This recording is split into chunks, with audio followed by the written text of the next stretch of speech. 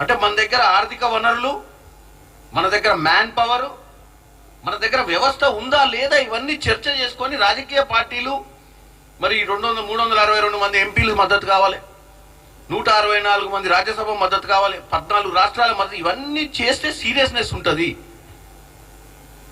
చేయాలనుకుంటే 29లో చేయాలన్న ఆలోచన ఉన్నప్పుడు ఇవన్నీ సంప్రదింపులు చేసి కేబినెట్ ఆమోదం పెట్టేది ఉండే, లేకపోతే పార్లమెంట్లో బిల్లు పెట్టేది ఉండే, రియల్గా సీరియస్ ఉందామని చెప్పి ఒక ఆలోచన క్రియేట్ చేసేది ఉండే.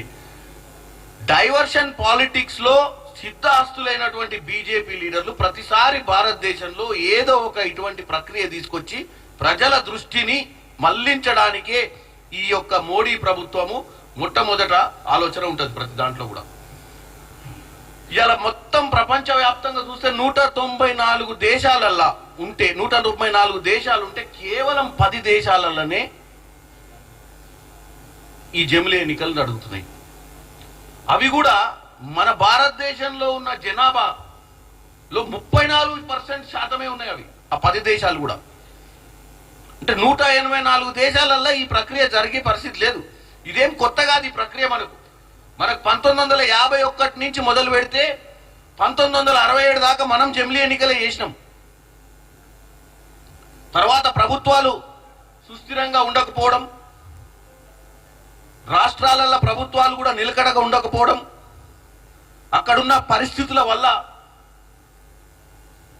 అవిశ్వాస తీర్మానాలు పెట్టుకొని ఎన్నికలకు పోవడం వల్ల ఈరోజు భారతదేశంలో ఎన్నికల ప్రక్రియ ఒకేసారి జరగకూడదు. ఎందుకంటే రాష్ట్రాలే కాదు, మన పార్లమెంట్ వ్యవస్థ కూడా 5 టర్మ్లు చేయని ప్రక్రియలు చాలాసార్లు వచ్చినాయి మధ్యన.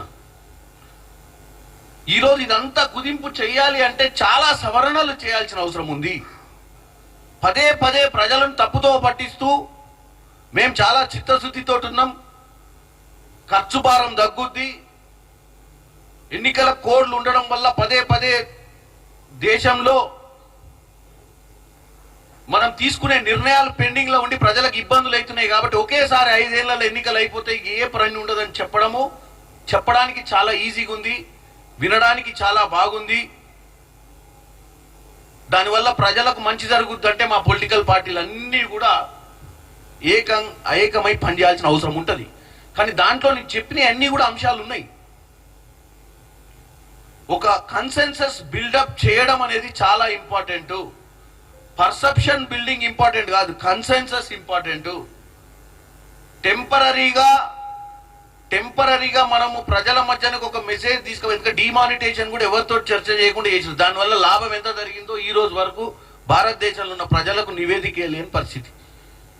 ఎన్ని డిమానిటైజేషన్ ఉంటే ప్రజలు పాపం మోడీ గారు చెప్పిన దాని ప్రకారము, బీజేపీ ప్రభుత్వం చెప్పిన దాని ప్రకారము డిమానిటైజేషన్ తెలియదు, నల్లధనమే ఉండదు ఈ భారతదేశంలో అని చెప్పారు. ఎవరి జేబులో రూపాయి ఉండదు, మొత్తం ప్లాస్టిక్ కరెన్సీయే, ప్రతిదీ బ్యాంకు ట్రాన్సాక్షన్లే.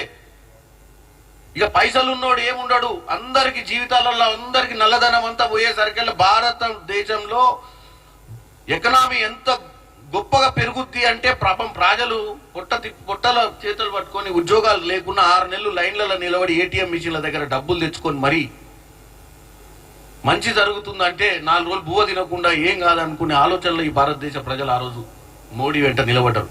మరి ఈ రోజు వరకు ఎన్ని లక్షల కోట్లు వచ్చినాయి, నల్లధనం అనేది ఈ రోజు వరకు డిక్లేర్ చేయని పరిస్థితి నరేంద్ర మోడీ గారు. తొందర ఏదో సినిమా ప్రక్రియ మాదిరిగా ఏదో చేయాలన్న ఉద్దేశంతో చేసే నడవదు. ప్రజలకు మంచి చేయాలంటే చిత్తశుద్ధి ఉండాల్సిన అవసరం ఉంది. కాబట్టి ఈ డైవర్షన్ పాలిటిక్స్ వాస్తవాలకు, ఆలోచనలకు అందనంత దూరమైనటువంటి విషయాల గురించి ఒక ఉన్నత స్థాయి కేబినెట్ సమావేశం ఏర్పాటు చేసి ఆమోదం చేయడాన్ని మేము తప్పుపడుతున్నాం.